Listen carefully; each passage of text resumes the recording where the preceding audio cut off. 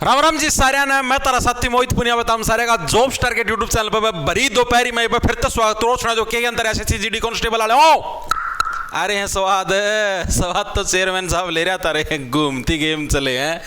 तो भाई जैसा कि आप सभी को पता है आप ने एसएससी जीडी कांस्टेबल के लिए जो नए टाइप की हिंदी आने लग रही है जिसके अंदर मेनली आप लोगों के शब्दावली से रिलेटेड पर्सन हो गए, पुलिस से रिलेटेड पर्सन हो गए, ठीक है। तो आप ने इन पर्सनों की एक सीरीज चला रखी है और इस सीरीज की आज हमारी तीसरे नंबर की क्लास है। इससे पहले हमारी 2 क्लासें हो चुकी हैं और जो साथी जिनके अभी रिसेंटली पेपर भी थे 28-29 अप्रैल को, तो उन साथियों को भी बहुत ज्यादा फायदा हुआ है। हिंदी की क्लासों से 2 क्लास थी, 2 क्लासों से ही उनके 4 से 5 क्वेश्चन ठीक हो गए हैं क्योंकि हर शिफ्ट के अंदर 4-4, 5-5 क्वेश्चन आने लगे। इस तरीके के शब्दार्थ टाइप पूछ लिए, पुलिस से रिलेटेड पूछ लिए, सरकारी पत्राचार से रिलेटेड पूछ लिए, तो वो अपनी ये जो क्लासें देख के जाने लग रहा है उसकी नैया पार होने लग रही। मैंने आपको कमेंट थे उनके स्क्रीनशॉट भी टेलीग्राम के ऊपर डाल के दिखाए थे, इंस्टाग्राम की स्टोरी पे भी लगाए थे, आप लोगों ने देखे भी होंगे मेरे हिसाब से, ठीक है। तो आज हमारी इसकी तीसरे नंबर की क्लास है। इसी तरीके के जो महत्वपूर्ण शब्द हैं जो कि कल वाले एग्जाम के अंदर हमको देखने को मिले हैं, ठीक है, या फिर आगे आपको आने वाली शिफ्टों के अंदर देखने को मिल सकते हैं, तो उससे रिलेटेड आप पर्सन करेंगे।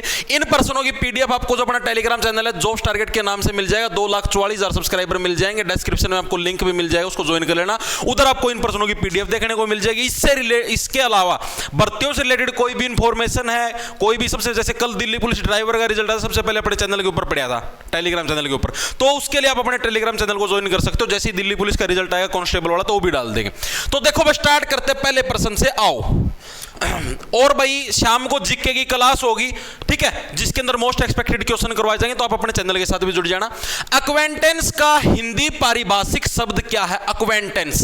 एक्वेंटेंस का मतलब क्या होता है? एक्वेंटेंस का मतलब होता है भाई मतलब कि उसका परिचय करवाना, उसका इंट्रोडक्शन करवाना, उसको हम लोग क्या बोलते हैं? एक्वेंटेंस बोलते हैं। ऑप्शन नंबर बी हमारा करेक्ट हो जाएगा। भाई इसको याद कैसे रखोगे? देखो एक्वेंटेंस, भाई तू क्या है, तू किसको एक्वायर करने लग रहा है? तू इसी व्यक्ति को, तो मतलब देखो एक्वायर करने मतलब किसी को अपने यहां पर ड्यूटी पे रखना, ठीक है। आप किसी को अगर अपने यहां पर ड्यूटी पे रखोगे तो सीधी सी बात है उसका परिचय तो करोगे एक बार के लिए, पूछो तो ये, हाँ भाई तेरा नाम क्या है? सुरेश नाम है जी, कहां पर काम करता था जी? पहले जी मैं मतलब कि मान लिया बस ठीक करने का काम करता, प्लम्बरी का काम करता था, मतलब कुछ भी, यानी उसको क्या है एक्वायर करने से पहले आप लोग क्या उसका परिचय तो जानोगे, यानी एक्वेंटेंस का मतलब क्या हो जाएगा? आपका परिचय हो जाएगा। ओके जी, ये चीज भी हमारे समझ में आ गई। जान पहचान का मतलब होता है फैमिलियर, ठीक है। अगर आपसे पूछ ले फैमिलियर है, फैमिलियर का मतलब क्या होगा? तो जान पहचान होगा। धुंधलापन, धुंधलेपन को क्या बोलते हैं? जैसे किसी के चश्मे चढ़े हुए होते हैं, ठीक है, नजर वाले चश्मे, तो फैशन वाले चश्मे हैं, नजर वाले चश्मे होते हैं, तो उस केस में क्या उसको सारा धुंधला धुंधला दिखा, जग सूना सूना लागे, ठीक है। तो धुंधलापन उसको क्या बोलेंगे? या तो ब्लर बोलेंगे या फिर हम उसको वैग्यू भी बोल देते हैं। वैग्यू का मतलब भी क्या होता है? धुंधलापन होता है वैग्यू का मतलब भी। ओके जी, ये चीज भी हमारे समझ में आएगी दिमाग के अंदर, बिल्कुल इजी, ये ज्यादा मुश्किल नहीं है, अड़के अड़के हैं, इजीली करोगे तो भी हो जाएगा। विस्थापित का मतलब क्या होता है? आप किसी चीज को एक जगह से दूसरे, मतलब एक प्लेस से दूसरी प्लेस पे, यानी एक जगह से दूसरी जगह पे रखने लग रहे, तो उसको हम लोग क्या बोलेंगे? विस्थापित करना, यानी कि उसको हम लोग डिस्प्लेस करने लग रहे, यानी एक प्लेस से हम उसको दूसरी प्लेस के ऊपर रखने लग रहे हैं, उसी को हम लोग क्या बोलेंगे जी? डिस्प्लेस बोलेंगे। ओके जी, अगला प्रश्न आता है पत्राचार से रिलेटेड है, बताओ। पत्राचार से रिलेटेड है, किधर गया है? निम्न में से कौन सा संबोधन है आपका व्यवसायिक पत्र में उचित है? व्यवसायिक का मतलब समझते हो? व्यवसायिक का मतलब होता है जो हमारा फॉर्मल जो पत्र होता है, यानी हमारा बिजनेस से रिलेटेड कोई भी पत्र होगा तो उसके अंदर है हम लोग किस शब्द का प्रयोग करेंगे। देखो भाई, अब आप मान लिया जैसे कि मैं किसी कंपनी का मालिक हूं, ठीक है, आप मेरे इंप्लॉय हो, मान के चलो। आप लोगों को अगर मेरे को कोई लेटर लिखना था, ये तो लिखोगे नहीं प्रिय मित्र, मैं तारा मित्र तो कौन लगता। अगर आप मेरी कंपनी में काम करो, सीधी बात मैं तुम्हारा बॉस लगता हूं, तो ये चीज तो वैसे गलत हो जाएगी। आदरणीय महोदय इस शब्द का बिल्कुल प्रयोग कर सकते हो। भाई सम्मान के योग्य महोदय जी, पैरों को चरण स्पर्श करना, सिजदा और पैबोस तुमको जरूर करना पड़ेगा, ठीक है। अगर मैं कंपनी का मालिक बनूं और तुम मेरे इंप्लॉय बनोगे तो ये काम तो पक्का करना पड़ेगा भाई, सिजदा पैबोस पक्का करवाऊंगा, ठीक है। और सिजदा पैबोस की प्रथा इतिहास के अंदर किस शासक के द्वारा शुरू करी गई थी? कोई साथी बताएगा? ग्यासुद्दीन बलबन, याद है? बल लगा के क्या उसने क्या बोला था? बोला सिजदा और पैबोस करो, अपना सिर झुकाओ और मेरे पैरों को चुमो और हाथों को चुमो, इस तरीका था, ठीक है। तो आदरणीय महोदय है, इस शब्द का हम लोग प्रयोग करेंगे व्यवसायिक यानी बिजनेस से रिलेटेड पत्रों के अंदर। प्रिय भाई, प्रिय भाई ये व्यवसायिक पत्र नहीं है, ये तो अपना पर्सनल लेटर हो गया। हे मित्र, ये सारे अपने पर्सनल लेटर, बिजनेस वाले पत्र नहीं है। ओके जी, अगला चलते हैं। वह अपराध जो समझौते से नहीं निपटाया जा सकता, ऐसे अपराध को हम लोग क्या बोलते हैं? यानी कि आपने कोई कोई ऐसा अपराध कर दिया जिसके अंदर समझौते की कोई गुंजाइश नहीं है, तो उस अपराध को हम लोग क्या बोलेंगे? शमनीय अपराध। शमनीय से आप लोग ऐसे समझ लो जिसको हम लोग क्षमा कर सकते हैं। ठीक है, आपने मान लिया भाई, जैसे किसी ने मान लिया किसी मर्डर कर दिया, मर्डर का मैं समझौता थोड़ी ना उसका है, तो यानी वो तो क्या है? क्षमा के योग्य अपराध है ही नहीं, इजी केस भी नहीं है, जमानती अपराध भी नहीं है। ठीक है, मर्डर के केस के अंदर जमानत वैसे ही नहीं होती, तो ये कैसा हमारा अशमनीय अपराध है, जिसको हम लोग नॉन कंपाउंडेबल अपराध बोलते हैं। कल वाले पेपर के अंदर हमें देखने को मिला है। ठीक है, तो इस पर्सन को हल्के मत लेना, वरना अपने पतन के जिम्मेदार तुम लोग क्या हो गए? खुद हो गए। ओके जी, चीजें समझ में आ गई। आगे चलते हैं। अगला आता है हमारे पास अनुक्रमांक, यानी रेफरेंस नंबर का मुख्य उद्देश्य क्या होता है? जो भी हम कोई भी लेटर लिखते हैं, कोई भी पत्र लिखते हैं, उस पत्र के ऊपर आप लोगों ने देखा होगा एक अनुक्रमांक। जैसे जब आप छोटी क्लासों के अंदर होते जब आप लोग छोटी क्लासों के अंदर होते थे, तो आप लोगों का एक रोल नंबर होता था, रोल नंबर 1 2 3 4। जैसे अभी आप एसएससी जीडी कांस्टेबल का पेपर देने जाते हो तो वहां पर भी आपको रोल नंबर मिलता है ना, तो उसी टाइप से अनुक्रमांक, इसका मेन उद्देश्य क्या है? पत्र सजाना। मान लिया पत्र लिख दिया, पत्र के ऊपर तुमने यहां पर अनुक्रमांक छाप दिया, तो इससे पत्र सुंदर लगेगा नहीं भाई। दूसरा, पत्र पहचान हुआ ट्रैकिंग। पत्र की पहचान करने के लिए हम उसके ऊपर एक अनुक्रमांक लिखते हैं। ठीक है, जैसे मान लिया हमने 7 से 8 अक्षर का एक कोड लिख दिया, 1 2 3 4, मान लिया 4 अक्षर का कोड लिख दिया। अब हमको पता लगा 1234 नाम का कोड का पत्र है, कहां पर पहुंच गया, तो उसको ट्रैक करने के लिए यह अनुक्रमांक आपका लिखा जाता है। तो ऑप्शन नंबर बी हमारा करेक्ट हो जाएगा। ओके जी, ये चीज भी हमारे समझ में आ गई भाई। ठीक है, एक क्या है ये? सुनैना का कमेंट आने लग रहा है, सर दिल्ली पुलिस ड्राइवर की कट ऑफ बहुत आई गई है, क्या दिल्ली पुलिस कांस्टेबल की भी इसी तरीके से जाएगी? भाई दिल्ली पुलिस कांस्टेबल का भाई कुछ अंदाजा मार नहीं सकते भाई। ठीक है, अब जिस हिसाब से ड्राइवर की बहुत ज्यादा ऊपर गई है, कांस्टेबल की तो भाई जितनी मैंने बता रखी उतनी ही जाएगी, इससे ऊपर नहीं जाएगी। क्योंकि अपने पास जो मैं कट ऑफ बनाता हूं ना भाई, आप अपने चैनल के ऊपर कट ऑफ जाके देख लेना दिल्ली पुलिस कांस्टेबल, आपको सेम टू सेम वही मिलेगा, टेंशन ना लो। 1-2 नंबर ऊपर तले हो सकता है, लेकिन इतने नंबर का फर्क नहीं मिलेगा कि 10 नंबर 20 नंबर का फर्क हो जाए। ठीक है, जैसे आप लोगों ने देखा भी होगा, कल और आज सारे दिन का इंस्टाग्राम के ऊपर है, बहुत सारी रीलें चलने लग रही हैं। ठीक है, कि एक बहुत बड़ा प्लेटफॉर्म है, उसने कट ऑफ बता दी थी 67 के आसपास, और कट ऑफ चली गई 83 80 83। तो इतना फर्क अपने वाली कट ऑफ के अंदर नहीं देखने को मिलता भाई। ड्राइवर की आप ही ने तो बनाई नहीं थी भाई कट ऑफ। ठीक है, आप अपने चैनल के ऊपर भी देख सकते हो, आप ने कोई ड्राइवर की कट ऑफ की वीडियो नहीं बनाई थी, दिल्ली पुलिस ड्राइवर की, कांस्टेबल की बना रखी है। उस चीज के अंदर अपनी गारंटी है कि भाई अपना ये सिस्टम नहीं होता। देखो मैं जब भी कट ऑफ बनाता हूं, चाहे आप मेरी हरियाणा पुलिस कांस्टेबल की देखे लेना, मेरी कट ऑफ के अंदर है ना 2 नंबर ऊपर तले हो सकता है, 2 से बजाय 3 हो गया, 3 नंबर ऊपर तले, लेकिन 10-15 नंबर का इतना फर्क अपने कट ऑफ के अंदर कभी भी नहीं देखने को मिलेगा आपको, इस बात की मेरी गारंटी है। ठीक है, क्योंकि आप जो कट ऑफ बनाते हैं वो ओरिजिनल डाटा के हिसाब से बनवाते हैं, आप ही कोई गूगल फॉर्म वगैरह भरवा के एंड पेंड करके ये कट ऑफ नहीं बनाते भाई। जो ओरिजिनल डाटा आंसर की आप लोगों ने जहां पर भी डालते हो, आप जिस भी प्लेटफॉर्म के ऊपर, जैसे रैंक मित्रा हो गया, ठीक है, वहां से आप ही सारा डाटा उठाते हो, और वहीं से वो अपने दोस्त है रैंक मित्रा वाले, ठीक है, वहीं से सारा डाटा उठा के और उन्हीं से सारा मतलब करके सारी मतलब तांज कैलकुलेशन बिठा के तब जाके कट ऑफ बनती है भाई। ऐसे नहीं बनती कि गूगल फॉर्म भरवा लिया, गूगल फॉर्म के अंदर तो यार कोई कितना है भर दे हुआ, ठीक है, ले मैं दूँ भर के, तब निकालो गूगल फॉर्म, कितना एडिट करके कितना भर दूँ, लेकिन वो जो आंसर की वाला ओरिजिनल होता है वो ओरिजिनल डाटा, तो उसके अंदर काट छाट की कोई संभावना ही नहीं होती। ठीक है, कट ऑफ के अंदर इतना फर्क आएगा ही नहीं, कैसे भी नहीं आएगा भाई। ठीक है, 67 बता रहे हो, 83 पे जाने लग रही है, ये बहुत ज्यादा फर्क है भाई, 2-3 नंबर का फर्क चलता है। ठीक है, दिल्ली पुलिस कांस्टेबल के अंदर ही पिछली बार ऐसे ही किया था, 2023 के अंदर 72 पे कट ऑफ बता दी, कट ऑफ गई 67 पे। अगला आता हमारे पास प्रोसिक्यूशन का मुख्य कार्य क्या होता है? प्रोसिक्यूशन बताओ भाई, प्रोसिक्यूशन का मुख्य कार्य क्या होता है? आरोपी का बचाव करना, आरोपी के खिलाफ दोष साबित करना, फैसला सुनाना या वारंट जारी करना। तो प्रोसिक्यूशन का मेन मकसद क्या था? आप लोगों ने सुना होगा फिल्मों के अंदर, अलग अलग वेब सीरीजों के अंदर, कि प्रोसिक्यूशन अपना फैसला सुनाए, प्रोसिक्यूशन आप लोग अपना पक्ष रखें। प्रोसिक्यूशन बोलते किसको हैं? तो जो भी क्या है आरोपी के खिलाफ दोष साबित करता है उसी को हम लोग प्रोसिक्यूशन बोलते हैं। ठीक है, जैसे मान लिया मैं हूं, ठीक है, मना किसी का थप्पड़ मार दिया धड़ देसी, अब जिसके थप्पड़ लगे गाल पे, अब वो कोर्ट के अंदर जब इस चीज को प्रूव करने लग रहा है कि हाँ भाई इसने मेरे थप्पड़ मारा है, तो वो क्या है? वो प्रोसिक्यूशन है। ठीक है, मैं प्रोसिक्यूशन नहीं हूं। आगे चीजें समझ में। ठीक, तो प्रोसिक्यूशन किसको बोलेंगे?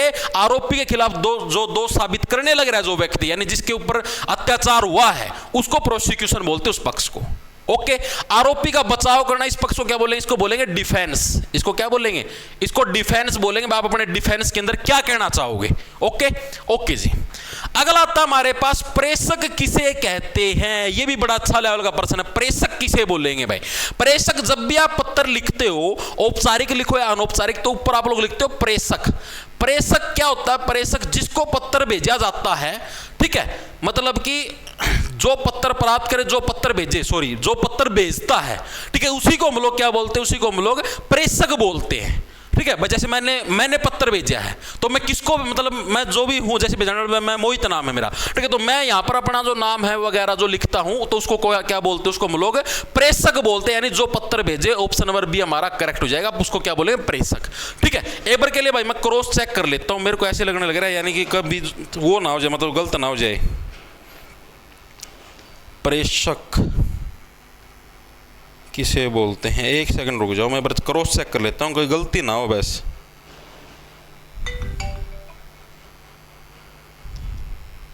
ना ठीक है, भेजने वाला ही प्रेषक होता है, ठीक है, गलती नहीं है, ठीक है। जो पत्र को भेजता है उसी को क्या बोलते हैं? प्रेषक बोलते हैं। ओके जी। अगला आता है हमारे पास रिवाइवल का अर्थ क्या होता है? रिवाइवल, रिवाइवल किसको बोलते हैं? पुनः परिवर्तन, पुनर्पिपुन, यो क्यों पुनर्पिपुन, यो कोई शब्द है? काटो इसको। आगमन या पुनरावर्ती, किसको बोलते हैं? रिवाइवल। तो रिवाइवल बोलते हैं दोबारा से परिवर्तन होना, ठीक है, यानी दोबारा से कुछ ना कुछ है चेंज होना, उसी को हम लोग क्या बोलते हैं? पुनः परिवर्तन, यानी कि रिवाइवल। भाई आप लोगों ने एक तो रिवॉल्यूशन सुना है, रिवॉल्यूशन तो अलग होता है, रिवॉल्यूशन तो चेंज हो गया अलग से, ये पुनः परिवर्तन हो गया, ये रिवाइवल हो गया। दोबारा से इस चीज को जगाओ, ठीक है, जो चीज बैठ गई इसको दोबारा से जगाओ। ऐसे ऐसे शब्द अर्थ बहुत सारे लेके आ रहे हो मैं, तुम टेंशन ना लो। क्लास के लास्ट में देखो भर भर के लेके आया हूं भाई, तुम टेंशन ले ही ना, अभी सारे करवाऊंगा मैं, ठीक है। पुलिस से रिलेटेड और भी प्रश्न है। प्रारूप का महत्व क्या है? जो पत्र के अंदर जो प्रारूप होता है, फॉर्मेट होता है, उसका महत्व क्या है? ये प्रश्न आप लोगों से पूछा है। क्या प्रारूप का काम केवल सजावट के लिए? यार ये तो साफ दिखने लग रहा है, सजावट के लिए तो पत्र के अंदर कुछ भी नहीं होता मेरे भाई, ना प्रारूप होता ना कुछ और होता। पत्र की स्पष्टता और प्रभाव, बिल्कुल ऑप्शन नंबर बी हमारा करेक्ट हो जाएगा। प्रारूप का मतलब क्या था? फॉर्मेट, ठीक है। जैसे फॉर्मेट कैसे? जैसे मान लिया ये हमारा पत्र है, पत्र के अंदर हम लोगों ने लेफ्ट साइड में लिख दिया प्रेषक। प्रेषक यानी भेजने वाला कौन है? भेजने वाले की पूरी इंफॉर्मेशन, ठीक है। फिर यहां पर हम लोगों ने लिख दिया हम लोग किसको भेजने लग रहे हैं, ठीक है। जैसे हमने लिख दिया सेवा में, हम लोग आपकी सेवा में। जैसे अगर आप प्रधानाचार्य को, अपने प्रिंसिपल को लेटर लिख, यहाँ पर सेवा में लिख दिया। सेवा में किसको? प्रिंसिपल को आप लोगों ने लेटर लिख दिया, स्कूल का नाम लिख दिया, जगह का नाम लिख दिया, ठीक है। यहां पर फिर आप लोगों ने जो भी अपने पत्र के अंदर जो भी चीजें हैं, वो जो भी आप अपनी बात करना चाहते हो वो लिख दिया। नीचे आप लोगों ने लिख दिया आपका आज्ञाकारी शिष्य, इधर लिख दिया, ठीक है। तो ये क्या है? ये पत्र का फॉर्मेट है। फॉर्मेट का काम क्या होता था कि पत्र के अंदर जो भी चीजें लिखी थी वो आपको स्पष्ट रूप से दिख जाए और उसका अच्छा इंप्रेशन भी अगले बंदे के ऊपर पड़े, इसीलिए हम लोग क्या प्रारूप या फॉर्मेट है, इसका हम लोग यूज करते हैं भाई, ठीक है। तो किसी भी प्रश्न को आप पढ़ के मत लेना, सारे प्रश्न एग्जाम पॉइंट ऑफ व्यू से काफी इंपॉर्टेंट है भाई। बहुत बढ़िया, शाबाश शाबाश शाबाश। सर हमने कल, क्या है, अक्षिता बोलने लग रही है, सर हमने कल देखा था हिमाचल की लड़कियां भी एसएससी जीडी का पेपर देने के लिए आ रही हैं। तो हिमाचल की लड़कियों के अंदर क्या दिक्कत है भाई? कोई भी दे सकती है भाई। दिल्ली की लड़कियां पेपर देने आए ना, तब तो प्रॉब्लम है। दिल्ली की लड़कियां तो भाई, एक्सक्यूज मी भैया, भैया लिपस्टिक दिखाना। हाँ जी बहन जी, बोलो कौन सी वाली दिखाऊं? भैया पिंक से थोड़ी सी ऊपर और जो रेड कलर है ना, रेड से थोड़े से नीचे, इस कलर के बीच की हमें, मतलब मुझे लिपस्टिक दिखाओ भैया। मैडम पिंक से ऊपर रेड से नीचे लगाने कहाँ है? ये चीज़ तो बताओ। होठों के लगानी होगी।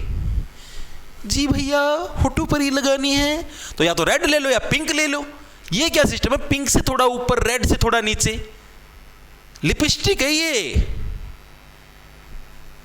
कोई बात नहीं भैया, मैं किसी और शॉप से ले लूंगी, लेकिन मैं लेके तो रहूंगी रेड के और पिंक के बीच की, बेबी पिंक चाहिए मुझे। ये है दिल्ली की लड़कियां, ये एसएससी जीडी के पेपर के अंदर नहीं बैठ सकती मेरे भाई। अगर ये तुमको कहीं पर सपोर्ट हो जाए ना, तब तुम मान लेना। आई चीज समझ में? भैया 2 प्लेट मोमोज लगा दो। बहन जी कहाँ लगाऊं? कड़ में लगा दूं? गरम गरम प्लेट ऐसे मोमोज की 2 प्लेट मोमोज लगा दूं। आगे चलें, लगाड़ ना नू कहोगे नु कहते 2 प्लेट मोमोज की दे दे, लगा दो। गिरफ्तारी से पहले मिलने वाली जमानत को क्या कहते हैं भाई? अगर कोई व्यक्ति गिरफ्तार होने वाला है और गिरफ्तारी से पहले उस व्यक्ति को जो जमानत मिलती है, उस जमानत को हम लोग क्या बोलते हैं? ये प्रश्न आप लोगों से पूछा गया। तो गिरफ्तारी से पहले जो जमानत मिलती है उसको क्या बोलेंगे? पेरोल बोलेंगे, एंटीसिपेटरी बेल बोलेंगे, बॉन्ड बोलेंगे या रेगुलर बेल बोलेंगे? उसको किस नाम से जानते हैं पहले बताओ? बताओ। पेरोल, पेरोल नहीं होगा। पेरोल किसको बोलते? पेरोल तो ये होता है कि जैसे मान लिया आपको 10 साल की सजा मिलेगी, अगर आपका स्वभाव अच्छा है एज ए कैदी, तो आपको क्या है, बीच बीच में क्या है, सरकार के द्वारा 15-20 दिन की छुट्टी दे दी जाएगी कि हाँ भाई आप लोग बाहर घूमे आओ अपने घर परिवार के अंदर, ठीक है? तो उसको पेरोल बोलते हैं।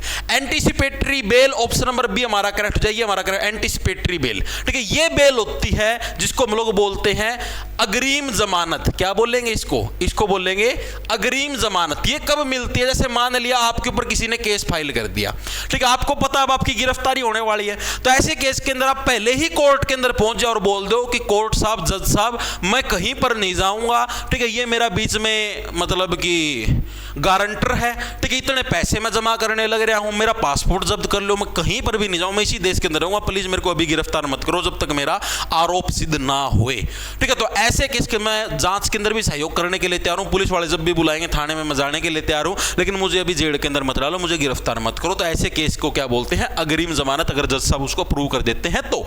ओके, ठीक है जी, आगे चलते अगला आता है हमारे पास अनौपचारिक पत्र में कौन सा तत्व प्रमुख होता है? अनौपचारिक पत्र। अनौपचारिक, देखो औपचारिक पत्र तो होता है जिसके अंदर आप लोग पूरे तरीके से जैसे फॉर्मल रूप से बात करो। फॉर्मल रूप का मतलब जैसे मान लिया आप अपने ऑफिस के किसी बॉस को पत्र लिखने लग रहे हो, आप पुलिस के एसपी को पत्र लिखने लग रहे हो, किसी एसएचओ को पत्र लिखने लग रहे हो, या अपने प्रिंसिपल को, इसको बोलते हैं औपचारिक, यानी जो ऑफिशियल वर्क टाइप के पत्र होते हैं।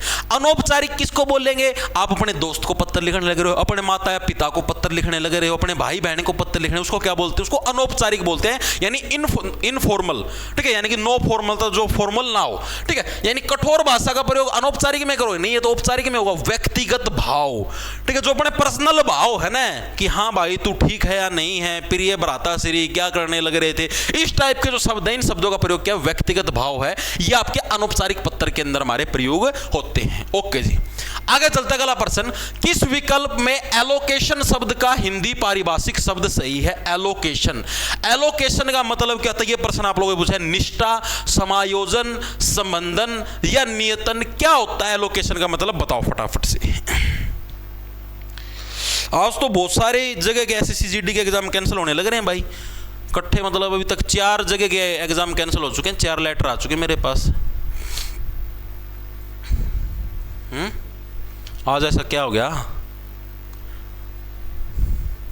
और भाई आप लोग ज़्यादा से ज़्यादा टेलीग्राम को ज्वाइन करो, ठीक है? जो भी जैसे इसकी पीडीएफ है, मैंने कल वाली क्लास की और परसों वाली क्लास की दोनों क्लास में पीडीएफ डाल दी, रिजल्ट वगैरह जो भी इन्फॉर्मेशन आती है सबसे पहले अपने टेलीग्राम पे डलती है, तो उस चीज़ की टेंशन मत लेना, ठीक है?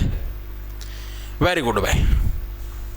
तो देखो भाई, एलोकेशन का मतलब होता है किसी को कोई ना कोई चीज बांटना, एलोकेट करना, ठीक है? जैसे मैं तुमको कोई चीज एलोकेट कर दूं, कोई चीज बांट दूं, ठीक है, तो उसको हम लोग क्या बोलेंगे? एलोकेशन। उसको हिंदी के अंदर बोलते हैं नियतन। ऑप्शन नंबर डी हमारा क्या? नियतन का मतलब होता है उस चीज को बांटना, ठीक है, एलोकेट करना, बांटना, नियतन, ठीक है भाई? अच्छी नियत होती है वही व्यक्ति बांटता है, जिसकी नीयत खराब होती है, मेरे जैसे की। अब जैसे एक चीज बताऊं धरती में, आप लोगों के जीवन में भी होता होगा, जैसे घर पर आम का जूस बनता है भाई, बनता हुआ किसी का तो घर पर नहीं बनता, बाहर भी पीते, मतलब मान लो जिसका घर बने आम का जूस, हमारा घर पर बने कर भाई, जैसे मान लिया 4 आम के जूस के गिलास बन गए भाई, ठीक है, और भाई मेरा जी नू करेगा इस चारों के चारों गिलास मैं एक गिलास चढ़ा जाऊं भाई, मतलब मेरी नीयत खराब हो जाती। मेरी नीयत क्या है? मतलब बांटने वाली नीयत नहीं होती मेरी उस केस के, मेरा चारों आम के जूस मैं चढ़ा जाऊं, ठीक है? निष्ठा, निष्ठा किसको बोलते हैं? किसी के प्रति लॉयल्टी दिखाना, ठीक है? आप लोगों ने महाभारत के अंदर देखा होगा, कर्ण क्या बोलता है? भाई मेरी निष्ठा तो दुर्योधन के प्रति है। निष्ठा का मतलब क्या हो गया? आपका लॉयल्टी, ठीक है? और जो आपके फ्रेंड होने चाहिए, दोस्त होने चाहिए, हमेशा जीवन में कर्ण जैसे मित्र बनाना और दुर्योधन जैसे मित्र बनाना, ठीक है? यानी निष्ठा का मतलब क्या होता है? लॉयल्टी। लिखेंगे सभी साथी, लॉयल्टी, LOYAL, लॉयल्टी। लॉयल्टी गलत तो नहीं हो गया, लॉयलिटी तो नहीं हो गया, ये गलत होगी ना स्पेलिंग, लॉयल्टी तो डायरेक्ट होगा, आ ही नहीं आएगा, लॉयल्टी, ठीक है? समायोजन, समायोजन का मतलब बहुत सारी चीजों को एक ही जगह पे एडजस्ट करना, उसको समायोजन बोलते हैं, यानी एडजस्टमेंट, एडजस्टमेंट क्या हो गया, समायोजन। ठीक है, संबंधन, संबंधन का मतलब संबंध स्थापित करना। ठीक है, हाँ भाई तू रात को वहां पर क्यों गया था, उनके घर पे क्यों गया था तू रात को, जी संबंध स्थापित करने गया था। अच्छा रिलेशनशिप बोलते नहीं है आजकल की लड़कियां, बोलती हैं मैं तो यार अभिषेक के साथ रिलेशन में हूं। अभिषेक नुगा यार मत उस में समझता है तो मेरे टाइम पास है, या बेचारी रात जियोरी मैं तो अभिषेक के साथ रिलेशन में हूं। संदर्भ, संदर्भ का मतलब होता है रेफरेंस। रेफरेंस का प्रयोग क्यों होता है, ठीक है, संदर्भ यानी कि रेफरेंस। कभी भी आपसे पूछेगा रेफरेंस का मतलब क्या होता है, संदर्भ।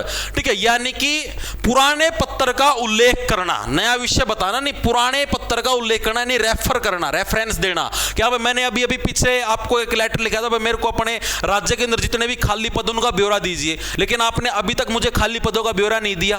ठीक है, तो उस पत्र को ध्यान में रखते उस पत्र के संदर्भ में अब मैं आपको दोबारा से रिमाइंड करवाने लग रहा हूं कि मुझे अगले 10 दिन के अंदर खाली पदों का ब्यौरा चाहिए, उसको रेफरेंस बोलेंगे। ओके जी, आगे चलते हैं। अनुरोध पत्र में क्या आवश्यक है, अनुरोध का मतलब क्या होता है, निरोध नहीं बेटा, अनुरोध। निरोध तो अलग सिस्टम होता भाई, निरोध टेम्परेरी ब्रेक, निरोध लगना। ठीक है, निरोध का प्रयोग करो, जनसंख्या के ऊपर कंट्रोल करो। ठीक है, तो अनुरोध पत्र के अंदर क्या आवश्यक होता है, अगर आप किसी से रिक्वेस्ट करने लग रहे हो, अनुरोध कर, आदेशात्मक भाषा, किसी से रिक्वेस्ट करते हो आदेश दोगे क्या, ए भाई प्लीज मेरा काम कर दे वरना ना मैं ऐसे ऐसे कर दूं, ऐसे तो नहीं बोलोगे, गलत हो जाएगा। विनम्र भाषा, ऑप्शन नंबर बी हमारा क्या है, विनम्र भाषा है, इसका हम लोग है प्रयोग करेंगे अगर हम किसी से रिक्वेस्ट करेंगे तो। ठीक है, नम्र स्वभाव होना चाहिए हमारा, सॉफ्ट स्वभाव। अगर हमारा स्वभाव ज्यादा कठोर है तो उस केस के अंदर रिक्वेस्ट तो हो ही नहीं, वो तो आदेश हो गया एक तरीके से, डायरेक्ट आदेश ही दे लो, ओ भाई नो करेगा तो ठीक से, नहीं चप्पल दिखा या लाल रंग की या चप्पल लग गई पाछा पे, ठीक है, इस तरीके से बोल दो भाई। ठीक है, आगे चलते हैं, अगला आता है हमारे पास, कार्यालय ज्ञापन में निम्न में से क्या अनिवार्य नहीं है। कार्यालय ज्ञापन, अगर आप मान लो आपका जो कार्यालय है उस कार्यालय के अंदर आप ज्ञापन देने लगे हो, ज्ञापन का मतलब मैंने आपको बताया, ज्ञापन को इंग्लिश में क्या बोलते हैं, मेमोरेंडम, मैं आपको बहुत बार बता चुका हूं, पक्का याद रखना, मेमोरेंडम 100% पूछेगा। अगर आपको अपने कर्मचारियों को कुछ भी आदेश देना है, ठीक है, तो उसको भी हम लोग ज्ञापन ही बोलते एक तरीके से, तो उसके अंदर हमें संबोधन करने की जरूरत नहीं है। ठीक है, संबोधन का मतलब महोदय। ठीक है, हमें यह चीज करने की जरूरत नहीं है कि सेवा में श्रीमान जी फलाना, अरे यार मैं मेरा नीचा काम करने वाले कर्मचारी हैं, इनकी महोदय थोड़ी ना बोलूंगा। तो कोई भी ज्ञापन वगैरह अगर मैं अपने कार्यालय के अंदर कोई भी ज्ञापन देता हूं किसी भी कैंडिडेट के लिए, तो उसके लिए मुझे संबोधन या महोदय बोलने की जरूरत नहीं है। ऑप्शन नंबर सी हमारा करेक्ट हो जाएगा। आगे चलते अगला आता है, एक अधिकारी को अधीनस्थ से स्पष्टीकरण मांगना है। अधीनस्थ से मान लिया मैं एसपी हूं, ठीक है, और मेरे अंडर कोई डीएसपी काम करने लग रहा है, मुझे उससे स्पष्टीकरण मांगना है, बट डीएसपी साहब तेरे अंडर में ये हत्याकांड हुआ तो हुआ कैसे। तो ऐसे केस के अंदर सबसे उपयुक्त माध्यम कौन सा होगा, परिपत्र जिसको सर्कुलर बोलते, कल मैंने आप लोगों को बताया सर्कुलर का प्रयोग कब होता है, सर्कुलर का प्रयोग, सर्कुलर का प्रयोग होता है आपको अपने कर्मचारियों को कुछ आदेश देना हो, कर्मचारियों से कुछ पूछना हो। ज्ञापन, ज्ञापन मेमोरेंडम बोलते इसको इंग्लिश के अंदर, मेमोरेंडम, ठीक है, या आदेश पत्र, आप अपने डीएसपी को आदेश दोगे, ऑर्डर दोगे कि भाई मेरे को बता, ठीक है, स्पष्टीकरण मांगने लगे रहे, या अर्ध सरकारी पत्र, बताओ कौन सा आएगा आपके हिसाब से, अच्छा लेवल का पर्सन है।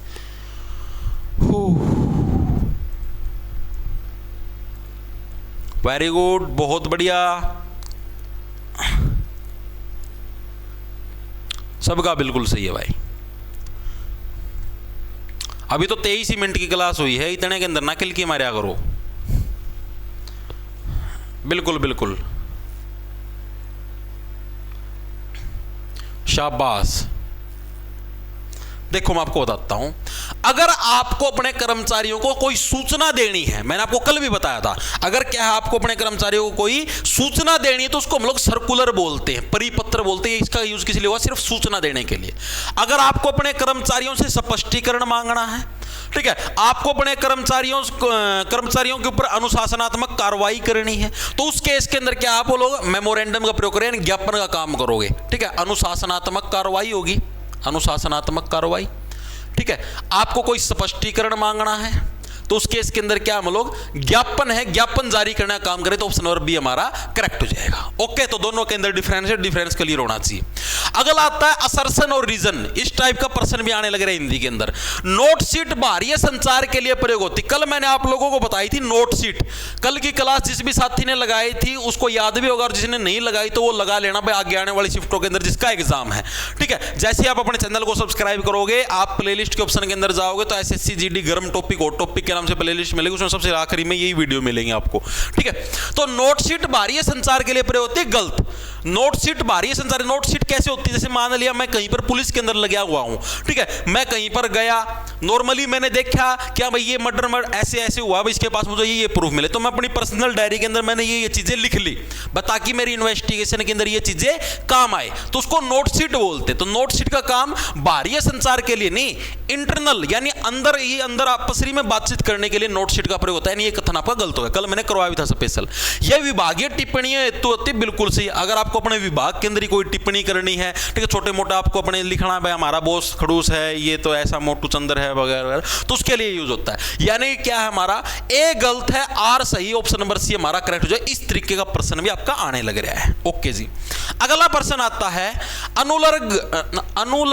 अनुलग्नक का उल्लेख कहां किया जाता है? अनुलग्नक बताओ भाई, इसका उल्लेख कहां पर किया जाता है? विषय में, अंत में, प्रारंभ में या संबोधन में? कहां पर अनुलग्नक का प्रयोग आपका किया जाता है? अनुलग्नक होता क्या है पहले तो आप लोगों को इस चीज का पता होना चाहिए।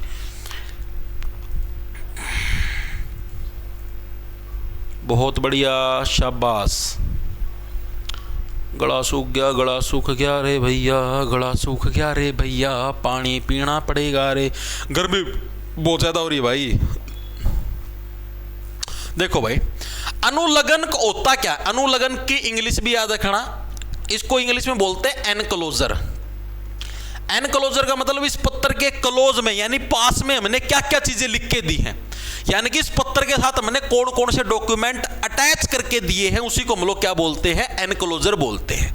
ठीक है, और पत्र के अंदर कौन कौन से डॉक्यूमेंट है, इन चीजों को हम लोग कहां पर चिपकाते हैं? पत्र के अंत में लिखते हैं कि इस पत्र के अंदर हमने ये डॉक्यूमेंट भी साथ में अटैच करके दिए। मेरी 10वीं की मार्कशीट, मेरी +2 की मार्कशीट, मेरी एक फोटो है, मेरा एक आधार कार्ड है, ठीक है, मेरा बीमा है, मेरा फसल बीमा भी, सारे डॉक्यूमेंट मैंने इसी के साथ अटैच करके दिए हैं, तो उसी को क्या बोलते हैं? उसको अनुलग्नक बोलते हैं। ओके जी, अगला आता है हमारे पास संदर्भ। संदर्भ का प्रयोग कब आवश्यक होता है? किसके संदर्भ में? जब पत्र छोटा होता है, जब शिकायत करनी हो, जब आदेश देना हो, जब पूरा पत्र से संबंध हो, ऑप्शन नंबर डी करेक्ट हो जाएगा। जब आप लोगों को अपने पहले वाला पत्र उसके बारे में कुछ बताना हो, ठीक है, जैसे मैंने अभी नहीं बताया थोड़ी देर पहले कि मैंने अभी 10 दिन पहले एक पत्र जारी कराया था, मैंने आपसे खाली पदों का ब्यौरा मांगा था, आपने अभी तक मेरे को ब्यौरा नहीं दिया, तो संदर्भ में, उस पत्र के संदर्भ में मैं आपको ये एक पत्र और लिखने लग रहा हूं, इसी को हम लोग संदर्भ बोलते हैं। ओके जी, अगला, निम्न में से कौन सा औपचारिक समापन सही नहीं है? ध्यान से पढ़ लेना, औपचारिक समापन आपका गलत तरीके से दे रखा है। औपचारिक का मतलब फॉर्मल वाला। सह धन्यवाद बिल्कुल सही है, धन्यवाद सहित बिल्कुल सही है, आपका आज्ञाकारी ये आपका औपचारिक के अंदर आता है? नहीं आता। भौदिया आपका औपचारिक के अंदर आता है? नहीं आता। ये दोनों के दोनों बताओ। ठीक है, इन दो के अंदर से एक आंसर, इतना मैंने आप लोगों को हिंट दे दिया, पहले दो आपके गलत है। औपचारिक का मतलब समझ गए होगे, जो फॉर्मल लेटर है भाई, यानी जैसे आप अपने स्कूल के उसको मतलब कि ऑफिस के अंदर लिखने लग रहे हो, ठीक है, या कहीं पर और लिखने लग रहे हो, बिल्कुल बिल्कुल, ठीक है, स्कूल के प्रिंसिपल हो गया कुछ और, वो आपका फॉर्मल वो लेटर नहीं है। आप ऑफिस के अंदर काम थोड़े ना करने लगे, आप कोई सरकारी कर्मचारी हो, आप स्टूडेंट हो, ठीक है, आपका आज्ञाकारी शिष्य है, ये कोई फॉर्मल लेटर थोड़े ना आप डायरेक्ट बोलते हो ना कि सर जी मेरे ऐसे ऐसे पेट में दर्द है इसलिए मैं 2 दिन स्कूल में नहीं आ सकता, ठीक है, कोई फॉर्मल लेटर थोड़े ना है। तो बहुदिया का तो फॉर्मल में यूज होता है, यानी आपका आज्ञाकारी है, इसका आपका फॉर्मल लेटर, यानी कि आपका औपचारिक समापन के अंदर आपका आज्ञाकारी शिष्य, इस तरीके के शब्दों का कोई भी प्रयोग नहीं होता। ओके जी, आगे चलते हैं। एक सूचना सभी जिलों को भेजनी है, उचित माध्यम। एक ही सूचना है, सारे जिलों को भेजनी है, तो सबसे बढ़िया माध्यम कौन सा होगा? परिपत्र। परिपत्र को क्या बोलते हैं? सर्कुलर।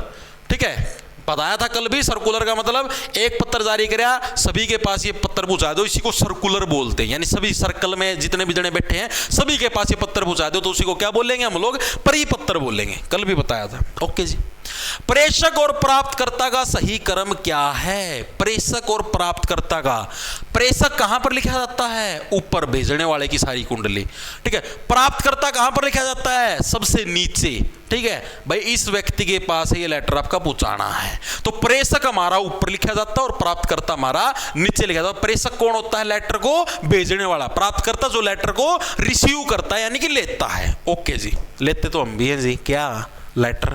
किसी कर्मचारी की गलती पर चेतावनी देनी हो, अगर मान लिया किसी कर्मचारी ने कोई गलती कर दी और आपको कोई चेतावनी देनी है, मैंने अभी आपको 2 मिनट पहले बताया था अनुशासनात्मक पत्र, याद आया नहीं आया?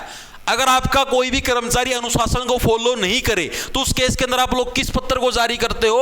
आप लोग ज्ञापन को जारी करते हो, मेमोरेंडम को जारी करते हो। मैंने आप लोगों को बताया था, कोई भी आपको क्या अनुशासनात्मक कार्रवाई करनी है, ठीक है, आपको किसी अपने कर्मचारी को चेतावनी देनी है, तो क्या जारी करोगे? ज्ञापन जारी करोगे। ओके जी। अगला आता हमारे पास अनौपचारिक पत्र में संरचना ढीली होती है, बिल्कुल सही। अनौपचारिक पत्र यानी जो नॉन फॉर्मल लेटर होते हैं, उसके अंदर क्या अपने को इतना कोई सीरियस मामला नहीं होता, ठीक है। मैं अपने भाई को पत्र लिखने लग रहा तो मैंने डायरेक्ट चीजें बोल दी, काम चल गया। इसमें नियमों का पालन अनिवार्य होता है, गलत है, ठीक है। अनौपचारिक पत्र के अंदर कोई आप नियमों का पालन करने की जरूरत नहीं, कहीं पर कुछ भी लिख दो, काम चल जाता है। यानी कि ए सही है और आर गलत, आपका ऑप्शन नंबर बी हमारा करेक्ट हो जाए। मैंने आपको बताया 2 तरीके के पत्र होते हैं, अभी भी समझ लो। एक होता है औपचारिक पत्र, जिसको फॉर्मल लेटर बोल देते हैं इंग्लिश के अंदर, और एक होता है अनौपचारिक पत्र, ठीक है, जिसको नॉन फॉर्मल बोलते हैं, अनौपचारिक, ठीक है। औपचारिक पत्र जो भी कोई ऑफिस वगैरह के अंदर कोई सरकारी कर्मचारी हो, ठीक है, आपको किसी से कोई रिक्वेस्ट करनी हो, ठीक है, तो ये सारे पत्र हमारे कहां पर लिखे जाते हैं? औपचारिक के अंदर। अनौपचारिक के अंदर जैसे आपको अपने भाई को कोई पत्र लिखना है, आपको अपने माता पिता को कोई पत्र लिखना है, ठीक है, तो ये सारे किसके अंदर आते हैं? अनौपचारिक के अंदर आते हैं। तो इन दोनों के अंदर फर्क है। ओके, औपचारिक के अंदर आपकी भाषा सिस्टमैटिक वे से, पूरे नियमों से, हर एक चीज का पालन होना चाहिए। ऊपर प्रेषक लिखना चाहिए, टू द प्रिंसिपल, सेवा में श्रीमान, और ये सारी चीजें लिखी होनी चाहिए, ठीक है। ये औपचारिक के रूल। अनौपचारिक के अंदर ये चीजें ना लिखो तो भी काम चल जाएगा, ठीक है। तो यही है, अनौपचारिक पत्र में संरचना ढीली होती है, मतलब ढीले का मतलब समझ गए, मतलब इतने सख्त नियमों का पालन नहीं करना होता। ओके जी। अगला आता है विषय पंक्ति का सही स्थान। जो भी हमारा विषय होता है, पहले क्या था? पहले लिखा होता है प्रेषक, ठीक है। प्रेषक के नीचे लिखा होता है आपके पास विषय।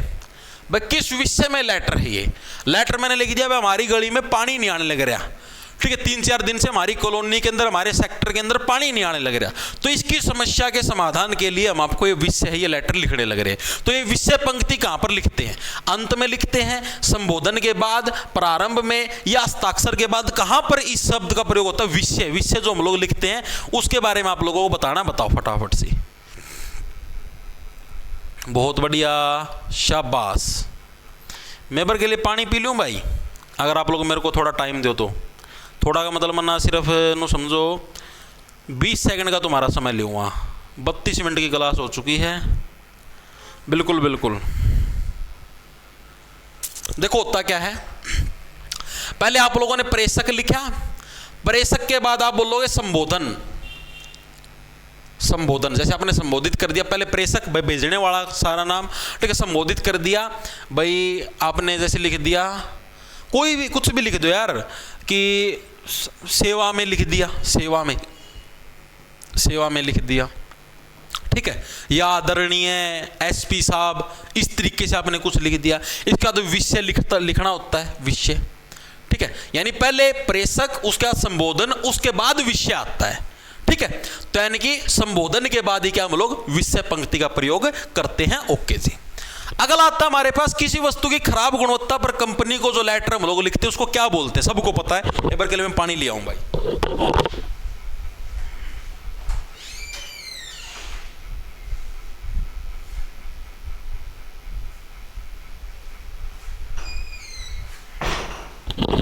मान लिया कोई कंपनी है और वो कंपनी कोई खराब आर्टिकल बेचती है और आपको उसकी शिकायत करनी है, तो उस लेटर को क्या बोलते हैं?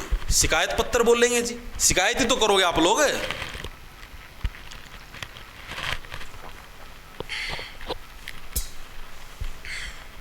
अगला प्रश्न, व्यावसायिक पत्र में विनम्रता जरूरी है। व्यवसायिक पत्र का मतलब समझ गए, बिजनेस से रिलेटेड कोई फॉर्मल लेटर आप लिखने लग रहे हो, यानी एक तरीके से औपचारिक पत्र लिखने लग रहे हो, तो उसके अंदर विनम्रता यानी कि अच्छा स्वभाव, ठीक है, आप ऑर्डर नहीं दे सकते क्योंकि आप रिक्वेस्ट करने लग रहे हो, तो उसके अंदर विनम्रता जरूरी है, जी बिल्कुल जरूरी है। इससे संबंध बेहतर होते हैं, जी बिल्कुल बेहतर होते हैं, यानी कि दोनों के दोनों आपके सही हैं, दोनों सही, ऑप्शन नंबर ए हमारा करेक्ट हो जाएगा। ठीक है, अगला प्रश्न देखो भाई, किसी मीटिंग की सूचना कर्मचारियों को देनी हो तो क्या होगा?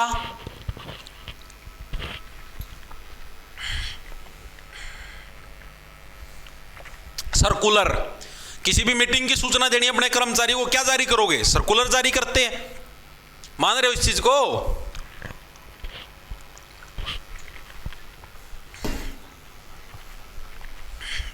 सर्कुलर ही तो जारी होता है। कोई अनुशासनात्मक कार्रवाई करनी हो तो ज्ञापन होगा, किसी कर्मचारी से कुछ पूछना हो तो ज्ञापन होगा। ठीक है, ओके जी। सबसे प्रभावी पत्र की पहचान क्या है? सबसे मतलब बढ़िया जो पत्र है उसकी पहचान क्या है? पत्र आपका स्पष्ट होना चाहिए भाई, जो भी उसके अंदर आप बात करने लग रहे हो वो मतलब समझ में आनी चाहिए, और संक्षिप्त होना चाहिए। संक्षिप्त का मतलब ब्रीफ में आपको पत्र लिखना चाहिए, कोई नो को नहीं था ना पूरा बड़ा बड़ा प्रस्ताव लिखना, इसके 10 नंबर मिलेंगे। ठीक है, जो काम की बात है टू द पॉइंट सारी चीजें होनी चाहिए, तो ऑप्शन नंबर सी हमारा करेक्ट हो जाएगा। आगे चलते हैं। एफआईआर संज्ञेय अपराध में दर्ज होती है। एफआईआर से संज्ञेय अपराध हो, ठीक है, संज्ञेय अपराध के अंदर हमेशा एफआईआर दर्ज होती है। संज्ञेय का मतलब समझ गए ना, ऐसे अपराध जिनके अंदर 7 साल से ज्यादा की सजा का प्रावधान है, अगर आप अपराधी सिद्ध होते हो तो उसको संज्ञेय अपराध बोलते हैं। ठीक है, असंज्ञेय अपराध जिसके अंदर 7 साल से कम की सजा का प्रावधान हो। अब 7 साल के से ज्यादा की सजा का प्रावधान है तो ऐसे केस के अंदर डायरेक्ट एफआईआर दर्ज होती है, अगर कोई भी चीज लेके आता है। ठीक है, और अगर मान लिया आपने असंज्ञेय अपराध किया तो असंज्ञेय अपराध के अंदर पहले आपकी शिकायत दर्ज होगी, पहले पुलिस उस शिकायत की जांच करेगी। क्या आपकी शिकायत से, जैसे किसी ने थप्पड़ मार दिया, असंज्ञेय अपराध, पहले पुलिस जांच करेगी, हाँ भाई जना सच्ची में थप्पड़ मारा है, कौन मारा, उसके बाद एफआईआर दर्ज होगी। ठीक है, इसमें पुलिस को बिना वारंट कार्रवाई करने का अधिकार होता है, बिल्कुल से इसके लिए पुलिस को वारंट की जरूरत नहीं, तो डायरेक्ट चक लेती है पुलिस। ओके, यानी दोनों सही है और आर सही कारण है, ऑप्शन नंबर ए हमारा करेक्ट हो जाएगा, बिल्कुल सही है। ओके जी, अगला चलते हैं। जीडी एंट्री, जनरल डायरी का मुख्य उद्देश्य क्या है? इसी जीडी डायरी को डीडी डायरी भी बोल देते हैं। डीडी का मतलब होता है डेली डायरी। ठीक है, ये पुलिस स्टेशन के अंदर यूज होती है भाई। एक तो होती है डेली डायरी, एक होती है जीडी यानी जनरल डायरी। दोनों एक ही हैं, अलग अलग नहीं है, तो पेपर के अंदर कंफ्यूज मत होना भाई जनरल डायरी ये कहां से आ गई, ठीक है, डीडी डायरी डेली डायरी ये कहां से आ गई, एक ही है दोनों के दोनों। ठीक है, तो अब इसने क्या पूछा? इसने पूछा कि जीडी यानी जनरल डायरी का मेन उद्देश्य का कोर्ट के आदेशों को लिखना, गलत है। दैनिक गतिविधियों का रिकॉर्ड यानी डेली पुलिस स्टेशन के अंदर आज क्या क्या कांड हुए हैं, कौन कौन सी शिकायत आई, क्या कुछ हुआ है, ठीक है, हमने कितनी चीजों के ऊपर कार्रवाई करी, तो उन सभी का जो लेखा जोखा होता है, हिसाब किताब होता है, उसी को हम लोग क्या बोलते हैं? जीडी यानी जनरल डायरी बोल देते हैं, और उसको डेली डायरी भी हम लोग बोल देते हैं। ओके जी, चीज भी हमारे समझ में आ गई। अगला, किसी व्यक्ति ने गुमशुदगी की सूचना दी, कौन सा दस्तावेज पहले बनेगा? यह बड़ा अच्छा प्रश्न है। अगर कोई व्यक्ति है गुमशुदगी की सूचना देता है तो उस केस के अंदर मैंने क्या बोला? अगर असंज्ञेय अपराध है, गुमशुदा वाली चीजें क्या है? असंज्ञेय अपराध, इनके अंदर 7 साल से कम की सजा मिलती है। तो ऐसे केस के अंदर क्या है? आप लोगों की जो शिकायत है, शिकायत की पुलिस जांच करेगी कि आपकी शिकायत सच्ची है या नहीं है, तो उसको किस चीज के अंदर? डीडी एंट्री यानी डेली डायरी है, उसके अंदर उसकी एंट्री करी जाएगी, डायरेक्ट एफआईआर नहीं कटेगी। अगर किसी की यहां पर लिखा तो किसी व्यक्ति की हत्या की सूचना दी गई है तो ऐसे केस के अंदर डायरेक्ट एफआईआर कटती है, उसके अंदर डीडी एंट्री नहीं होती। तो इस फैक्ट को भी आप लोगों को याद रखना है। ओके सर, मेरी जीएफ हमेशा क्या है, इन्हें थोड़ा नीचा करो। सर मेरी जीएफ हमेशा गाड़ी से ट्रैवल करने को बोलती है, मैं कभी बाइक भी लेके आता हूं तो बोलती कि धूल अधिक है। मतलब इतनी शुद्ध हिंदी का प्रयोग करा, धूल अधिक है, मेरा फेस खराब है। अरे भाई ये तेरती सी बनाने के तरीके भाई, सी फॉर कैट, बिल्ली बनाने के तरीके तेरे लगे, इन्हें कुछ मुंह माँ में खराब होने होंदा। दीदी ना नू दिखन है कि हाँ भाई तरफ ये बॉयफ्रेंड के लागने हैं, जितना कोई नहीं बेबी मैं तो गाड़ी के बिना तो मैं जाऊंगी नहीं। ओहो इतनी हवा के अंदर इतनी धूल, इतना पोल्यूशन है, मेरे फेस के ऊपर एक्ने निकल आएंगे। एक्ने मतलब गुमड़ी, फुंसी होगा, एक्ने निकल आएंगे। अभी अभी मैंने फेस वॉश करवाया था, ठीक है, इतने महंगे वाला मैंने वो गालों पे गुलाबी गुलाबी लगाया है, सारा खराब हो जाएगा बेबी।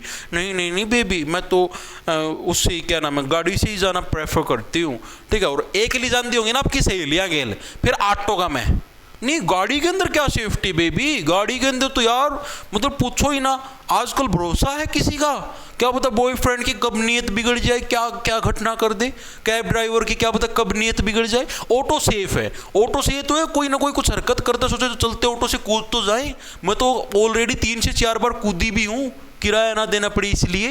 मुँह का हाथ लगा गया सही। चलो आगे। किसी आरोपी को पकड़ने के बाद वरिष्ठ अधिकारी को सूचना भेजनी हो तो ऐसी चीज को हम लोग क्या बोलते हैं, तो वरिष्ठ अधिकारी को हम लोग क्या है, रिपोर्ट भेजते हैं कि हाँ जी, मतलब जैसे मान लिया मैं एसएचओ हूं, मैंने कोई अपराधी गिरफ्तार कर लिया तो मैं एसपी साहब को रिपोर्ट भेजूंगा कि हाँ जी सर मैंने इस व्यक्ति को गिरफ्तार कर लिया है।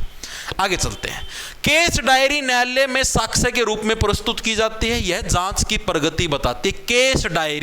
केस डायरी बताओ भाई, केस डायरी का प्रयोग क्या न्यायालय के अंदर साक्ष्य यानी प्रूफ होते हैं, प्रूफ के रूप में पेश की जाती है केस डायरी। बताओ केस डायरी का क्या कुछ काम है। आज की क्लास लंबी बनाएगी।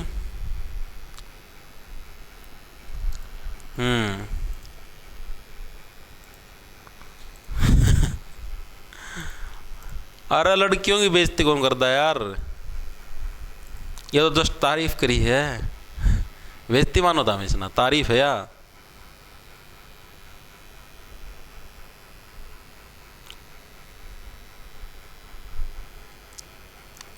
देखो भाई बहुत बढ़िया, सबका बिल्कुल सही। देखो भाई केस डायरी आपके साक्ष्य के रूप में प्रस्तुत नहीं की जाती, साक्ष्य के लिए नहीं होती। केस डायरी का प्रयोग होता है भाई अदालत के अंदर जो हमारा केस चलने लगे रहा, जैसे पुलिस किसी के खिलाफ कोई भी प्रूफ पेश करती है या जो भी चीज प्रूफ मतलब पेश करती है, अदालत के अंदर कार्रवाई कहां तक पहुंच गई, ठीक है, कहां तक क्या क्या डिसीजन पहुंचे वगैरह वगैरह, तो उन चीजों के लिए केस डायरी का प्रयोग होता है भाई, प्रूफ पेश करने के लिए नहीं होता। यानी पहला कथन हमारा गलत हो जाएगा। दूसरा ये जांच की प्रगति बताती है, बिल्कुल सही, जो भी हमने जांच करी, इन्वेस्टिगेशन करी, उसकी क्या कुछ प्रोग्रेस, ये चीज बताती है केस डायरी। तो यानी कि हमारा ए गलत है, आर सही है। ओके, अगला तमन, किसी सरकारी कर्मचारी के विरुद्ध विभागीय जांच शुरू करनी हो तो ऐसे केस के अंदर क्या आता है, तो ऐसे केस के अंदर उसके खिलाफ ज्ञापन जारी किया जाता है। ज्ञापन मैंने बताया ना, अनुशासनात्मक कार्रवाई करनी है तो उसके खिलाफ ज्ञापन जारी होगा। ओके जी, अगला, पुलिस को गश्त के दौरान संदिग्ध व्यक्ति मिला है, पुलिस रात को गश्त लगाने लग रही थी, कोई संदिग्ध व्यक्ति मिल गया तो ऐसे व्यक्ति के लिए क्या है, डीडी एंट्री होगी, डेली डायरी एंट्री होगी, एफआईआर नहीं कटेगी तुरंत, ठीक है। ओके जी, अगला, किसी आरोपी के खिलाफ पर्याप्त साक्ष्य मिल जाए तो ऐसे केस के अंदर परिपत्र, चार्जशीट, डीडी एंट्री या नोट शीट, क्या होगा ऐसे केस के अंदर। अगर आपको किसी अपराधी के खिलाफ, देखो परिपत्र और नोट शीट इनका तो कोई प्रयोग है ही नहीं, इन दो का प्रयोग है। बताओ अगर कोई अपराधी है उसके खिलाफ आपको पर्याप्त रूप से प्रूफ मिल गए कि हाँ भाई ये अपराधी है, तो उसके बाद क्या होगा, ये तो सिंपल सा है। अगर आपको पता लग गया कि हाँ भाई ये अपराधी, इसे ना ठोक्या था यो, ठीक है, सारे अपना प्रूफ मिल गए, तो उसके बाद क्या होगा, चार्जशीट दायर होगी सीधी, आरोप पत्र, ऑप्शन नंबर बी करेक्ट हो जाएगा। फिर डेली डायरी का थोड़ी ना कुछ काम है। एफआईआर केवल लिखित रूप में ही होती है, गलत है। एफआईआर केवल लिखित रूप में थोड़े ना होती है, कंप्यूटर के अंदर भी चढ़ती है, डिजिटल रूप में भी होती है। मौखिक सूचना को लिखित में बदला जाता है एफआईआर के अंदर, ये चीज बिल्कुल सही है, ठीक है। यानी कि ए गलत है, आर सही है आपका, ठीक है। एफआईआर केवल लिखित रूप में नहीं होती, डिजिटल रूप में भी होती है, कंप्यूटरों के अंदर भी चढ़ती है भाई, कंप्यूटराइज भी कटती है। ओके, अगला, एक महिला बस स्टैंड पर छेड़छाड़ की शिकायत दर्ज कराती है, संज्ञेय अपराध जो कि पहला आधिकारिक पत्राचार क्या होगा। अगर संज्ञेय अपराध की मैंने बात करी तो संज्ञेय अपराध के केस में क्या होगा, डायरेक्ट एफआईआर दर्ज होगी, आपकी डीडी एंट्री नहीं होगी। मैंने क्या बोला, लिख रखा स्पेशल ब्रैकेट में, संज्ञेय अपराध, संज्ञेय अपराध है तो एफआईआर दर्ज, अगर संज्ञेय अपराध नहीं है तो आपकी daily diary entry. Okay, okay जी, अगला प्रश्न, एक सरकारी कर्मचारी के खिलाफ विभागीय लापरवाही, सेम वही ज्ञापन जारी होगा उसके खिलाफ, पहले मेमोरेंडम बोलते हैं। एक आरोपी को गिरफ्तार किया गया और कोर्ट में पेश करना, कौन सा दस्तावेज जरूरी है कोर्ट में? जैसे आपने गिरफ्तार कर लिया किसी व्यक्ति को, भाई सना ये जो कांड करे हैं, एक बार उसको क्या 24 घंटे के अंदर मजिस्ट्रेट यानी कि कोर्ट के सामने पेश करना होता है। तो मजिस्ट्रेट साहब क्या है, उसका मतलब कि रिमांड है, उसको प्रूव करते भाई इसको 14 दिन रिमांड पे लिया जाए। रिमांड पे लेने का मतलब है उसको पिट्टा छाटी करके पता लगाया जाए भाई इसने क्या कुछ करा, मतलब अपनी पूरी एक जांच रिपोर्ट आप लोगों को बनानी है, ठीक है। तो उसको बोलते हैं remand report. Option number B हमारा करेक्ट हो जाएगा। अगला आता हमारे पास, अब आते हैं हमारे पास जो भी महत्वपूर्ण शब्दावली है जो कि एग्जाम के अंदर आपसे पूछी जा सकती है, ठीक है। जो मेन थे अपने ने वो प्रश्न आप इन्हें निपटा दिया, अब आप ही करेंगे महत्वपूर्ण शब्दावली। भाई कौन कौन से शब्द आप लोगों से एग्जामिनर पूछ सकता है और भी इनको अच्छे से ट्रिक से याद करने का काम करेंगे भाई, ठीक है। आओ चलते हैं आगे, बहुत बढ़िया भाई। पहला शब्द है अधिनियम। अधिनियम किसको बोलते हैं? एक्ट को बोलते हैं, यानी कोई भी कानून बन जाता है उसको क्या बोलते हैं? उसको अधिनियम हम लोग बोलते हैं, ठीक है। जैसे अभी अभी आया भाई महिला आरक्षण संबंधित कानून, उसको अधिनियम बोलेंगे, एक्ट बोलेंगे। रेगुलेशन का मतलब होता है विनियम, यानी नियमों को विस्तृत रूप, उसको रेगुलेशन बोलते हैं, ठीक है। जैसे नियम आपको एक्सप्लेन करके बता दिए, ठीक है, रूल्स एंड रेगुलेशन, ठीक है। नियम और नियमों को विस्तार पूर्वक करके बता दिया कि हाँ भाई हेलमेट चला, बिना हेलमेट के मोटरसाइकिल चलाएगा तो इतने का चालान कटेगा। रूल तो ये हो गए मोटर वाहन रूल्स, मोटर वाहन अधिनियम, ठीक है। और आपका जो विनियम हो गया, रेगुलेशन, वो क्या हो गया भाई? जैसे इसने हेलमेट नहीं पहना, सीट बेल्ट नहीं लगाई। प्रोविजन, प्रोविजन का मतलब होता है कानूनी प्रावधान यानी उपबंध। भाई ये प्रोविजन बना रखा है, ये रूल बना रखा है, इस प्रोविजन के बाहर तुम लोग नहीं जा सकते, यानी उपबंध याद रखना बहुत इंपॉर्टेंट है। नोटिफिकेशन, अधिसूचना जो जारी करती है सरकार, कोई भी गजट नोटिफिकेशन, मैंने आपको बताया राजपत्र में प्रकाशित सूचना। कंप्लायंस, कंप्लायंस का मतलब नियमों का पालन करवाना। कैसे अदर कोई कंप्लायंस बनेगा? कंप्लेंट करना। अगर तुम नियमों का पालन नहीं करो तो मैं कंप्लेंट करूंगा, सरकार ऑटोमेटिक आपसे नियमों का पालन करवाएगी, बिल्कुल सही है। निरस्तीकरण का मतलब हो गया एन्यूलमेंट, यानी कि विधिक रद्द करना, ठीक है। एन्यूलमेंट का मतलब, एनुअल का मतलब हो गया भाई मतलब नल, नल एंड वॉइड आप लोगों ने सुना, null and void. Null and void का मतलब हो गया जीरो करना उस चीज को, ठीक है, उस चीज को रद्द करना, नल एंड वॉइड यानी एन्यूलमेंट। अगला आता है रट्टाफिकेशन। रट्टाफिकेशन का मतलब हो गया रेक्टिफिकेशन, देखो औपचारिक पुष्टि, मतलब टेम्परेरी चीज, ठीक है। जो भी चीज, जो भी व्यक्ति रट्टा मार के आता है वो क्या होता है? वो टेम्परेरी सिस्टम करता है, उसका पक्का इलाज नहीं होता, ठीक है। अगला आता है मैंडेट। मैंडेट का मतलब होता है कंपलसरी या आदेश देना, ठीक है। मान जा, मैंडेट का मतलब मान, ठीक है, मैन से बढ़ेगा मान, भाई मान इस चीज को, आदेश है ये सरकार का, फॉलो करना पड़ेगा। ऑथोरिटी का मतलब वैधानिक शक्ति, भाई किसके पास ऑथोरिटी, किसके पास पावर है। कंप्लेंट तो डायरेक्ट पता ही, न्यायालय के अंदर शिकायत करना। अगला एक्यूज्ड। एक्यूज्ड का मतलब अभियुक्त, यानी जो भी आरोपी व्यक्ति है जिसके ऊपर आरोप लगा उसको अभियुक्त बोलते हैं, ठीक है, याद रखना, कल भी बताया था मैंने। प्रोसिक्यूशन, आज अभी आपने ये बात करी अपराध सिद्ध करने की प्रक्रिया, ये कल आया था आपका प्रोसिक्यूशन, ठीक है। प्रोसिक्यूशन कौन होता है? जिसके साथ अत्याचार होया हो, ठीक है। प्रतिवादी, डिफेंडेंट, ठीक है, यानी कि जो अपना बचाव के अंदर जो भी पक्ष रखे, जैसे मान लिया मैंने किसी के थप्पड़ मार दिया, ठीक है, तो जिसके मैंने थप्पड़ मारा वो कौन है? वो प्रोसिक्यूशन है।